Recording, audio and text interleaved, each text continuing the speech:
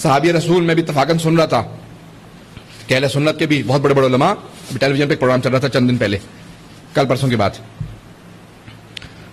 ثعلبہ نامی صحابی رسول،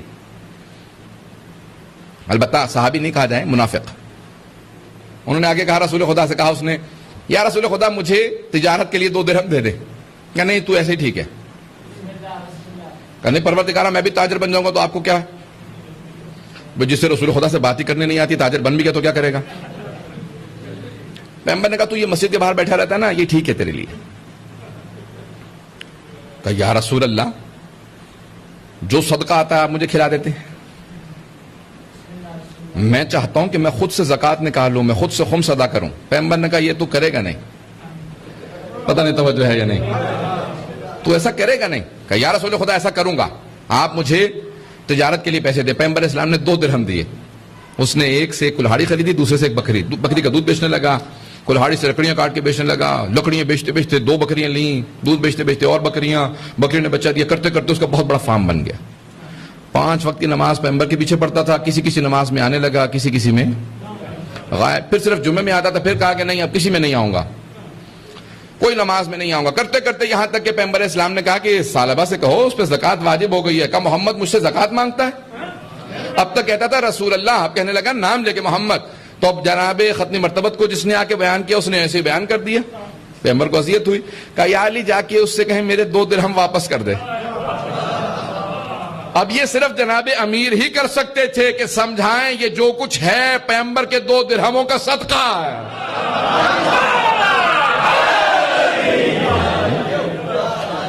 جناب امیر نے کہا پیغمبر کے 2 درہم واپس کر، تو اس نے کہا اے علی اب میرے پاس بہت پیسہ آ گیا، محمد کے 2 درہم یہ رہے۔ بکریاں مرنے لگی، فصلیں اجڑنے لگی، سب کچھ اجڑ کے پھر دوبارہ مسجد کے باہر آ کے بیٹھ گئے۔ جب واپس آ کے بیٹھا تو پیغمبر اسلام جب پہلے آتے تھے تو اس کو سلام کرتے تھے، السلام علیکم یا ثعلبہ، اے ثعلبہ تجھ پہ سلام ہو۔ اب جب آ کے باہر کہا میں نے آپ کو سلام کیا ہے، آپ کے دین میں سلام کا جواب دینا واجب ہے۔ پیغمبر نے کہا ہاں مسلمان کے، تم میری رسالت کا منکر ہو چکا، نگاہوں سے دور ہو جاؤ، تو توہین کر چکا ہے خداوند متعال کی قدرت کی، میری رسالت کی، آخرت کا انکار کر چکا، زکوٰۃ کا، ہر چیز کا انکار کر چکا، چلا جا۔ پھر واپس آ کے باہر بیٹھا رہتے تھے۔ کہا جب تک اس کی آزمائش نہیں ہوئی اس کا ایمان چھپا رہا، نہیں بات کو پہنچا پایا۔ پیغمبر نے کہا کتنے ہی میری امت میں ایسے آئیں گے جب تک آزمائش نہ ہو جائے ان کے ایمان چھپے رہیں گے، سب لوگ مومن کہتے رہیں گے، جیسی آزمائش ہوگی کھل کے اندر سے سب کچھ باہر آ جائے۔ عزیزان گرامی اپنے اپنے دلوں کو سوار رکھیں، اپنے اپنے دلوں کو محکم و مضبوط رکھیں، کبھی بھی آزمائش میں ناکام نہ ہو۔ عزیزان گرامی میں ایک بات کہوں گا یہاں پہ کہ ہمیشہ ہر بات کو ایسے سنیں کہ میں آپ ہی سے مخاطب ہوں، کسی اور سے مخاطب نہیں ہوں۔ ہر انسان اپنے آپ کو سمجھے مجھ سے مخاطب۔ ہمارے یہاں مصیبت سب سے بڑی یہ ہے کہ پچھلے والے سے مخاطب ہیں، اس سے مخاطب ہیں، اس سے مخاطب ہیں، مجھ سے کوئی مخاطب نہیں ہے۔ ہر انسان سے عزیزان گرامی محکم و مضبوط ایمان، ہمیں جان دینی پڑے میں امام کے قدموں پہ جان دے سکتا ہوں، یہ کہنا کافی نہیں، کر دکھانا لازم ہے۔ میں خطابت نہیں کر رہا لیکن اپنے یقین سے دل سے کہہ رہا ہوں کہ اگر امام علیہ السلام آج ظہور کریں تو میں اپنے سر کو امام کے قدموں پہ رکھوں گا، کوئی مبالغہ نہیں کر رہا، کیونکہ میرا یقین یہی ہے کہ میرا سر ان کے قدموں ہی کی جگہ پہ ہے۔ عزیزان گرامی کبھی ذہن میں شبہ نہ آنے دیں، اگر امام علیہ السلام حکم دیتے ہیں یہ تیرا بیٹا، یہ تیرا بھائی ہے، گولی چلا دے یا مار دے، تو پھر مجھے سوچنے کا اختیار نہیں ہے کہ میں سوچنے لگوں۔ آپ کہیں گے ایسا نہیں ہوگا، ایسا ہوا، بدر کے اندر ہوا، کتنی اور جنگوں میں ہوا، جہاں سامنے باپ تھا ادھر بیٹا تھا، یا ادھر باپ تھا ادھر بیٹا تھا، یہ پیغمبر اسلام کے ساتھ تھے۔ پیغمبر نے کہا کہ اگر میرے ساتھ ہو تو پھر میرے ساتھ ہو، اور پھر بعد میں کہا کہ اگر میرے بعد، یاد رکھو اگر علی نے تم میں سے کسی کی ناک پہ تلوار ماری ہو تب بھی علی سے بغض نہ رکھنا، اور اگر تمہارے باپ کا قاتل بھی ہو تو علی کی ولایت رکھنا، دل میں بغض نہ آنے دینا، اور تمہارا باپ اگر یا بھائی بے انتہا مالدار ہو، تمہارے سے مخلص ہو، لیکن علی کا بغض رکھتا ہو تو اس سے محبت نہ کرنا۔ عزیزان گرامی، جو کچھ ہے ایمان، دین شناسی یہی ہے کہ انسان جب دین کو پہچان لے پھر دین پہ پوری طرح عمل کرے۔ میں جو باتیں کہہ رہا ہوں میں جانتا ہوں تلخ ہوں گی، سخت ہوں، لیکن پیش کرنا میرے لیے لازم ہے۔ توجہ ہے سب لوگوں کی؟ عزیزان گرامی، تو اب قدرت پروردگار کا انکار کرنے سے انسان بہت سی چیزوں سے دور ہو جاتا ہے۔ قدرت پروردگار کا انکار کوئی نہ کرے۔ سب کی توجہ ہے؟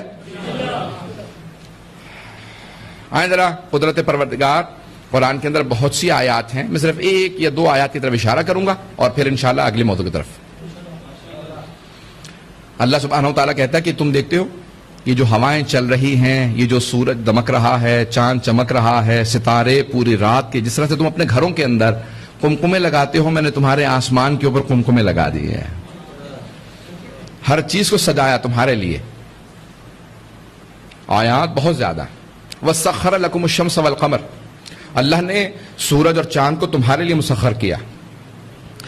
وَسَخَّرَ لَكُمْ مَا فِي الْأَرْضِ جَمِيعًا، اللہ نے جو کچھ زمین پہ ہے وہ تمہارے لیے مسخر کیا، تمہارے لیے سجایا۔ توجہ ہے؟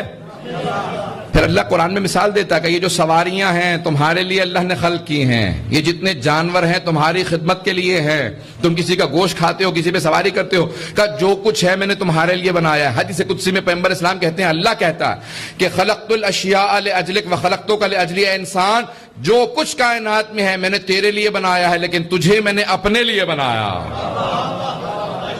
پتہ نہیں بات واضح ہے؟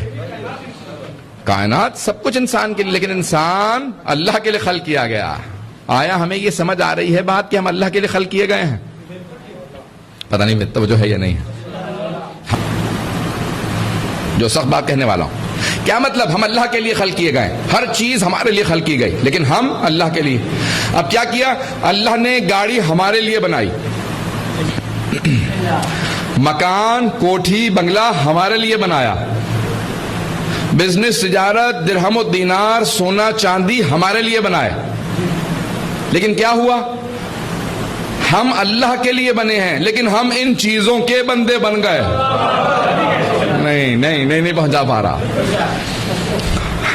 ہم ان چیزوں کے بندے بن چکے ہیں، تجارت کے، درہم کے، دینار کے، سونے کے، چاندی کے، مکان کے، گاڑی کے۔ بندے کس چیز کے ہیں؟ ان کے۔ اللہ کے بندے خدا نخواستہ۔ عزیزان گرامی، ہمیں اللہ کے لیے خلق کیا گیا، یعنی کیا مطلب؟ اب سب کی توجہ ہو، جس کے لیے میں نے زحمت دی ہے وہ جملہ میں پیش کرنا چاہتا ہوں۔ توجہ ہے لوگوں کی؟ یہ بزنس ہے، تجارت ہے، گھر ہے، مکان ہے، گاڑی، سب کچھ ہے۔ اللہ کہہ رہا ہے یہ میں نے تمہارے لیے بنایا ہے، ان کے پیچھے کیوں بھاگ رہے ہو؟ تھوڑی سی توجہ۔ معصوم فرماتے ہیں، ہاں اللہ نے کہا جنت میں حور، قصور، محل، کھانے پینے کے اشیاء، کہاں یہ ان کے لیے کہا ہے جو انہی چیزوں کی وجہ سے جنت میں جانا چاہتے ہیں۔ توجہ کہ نہیں، اس سے بالا تر درجہ مومنین کا بھی ایسا موجود ہے۔ ائمہ کا درجہ تو بہت بلند ہے، مومنین کا موجود ہے جو ان چیزوں کی وجہ سے نہیں، خدا کی وجہ سے تمام اعمال کو انجام دیتے ہیں، پروردگار کے۔ عزیزان گرامی، ان اشیاء کے بدلے میں خدا ملے گا۔ اگر یہ ہمیں سمجھ میں آ جائے تو ہمارے آپس کے مقابلے خود بخود ختم ہو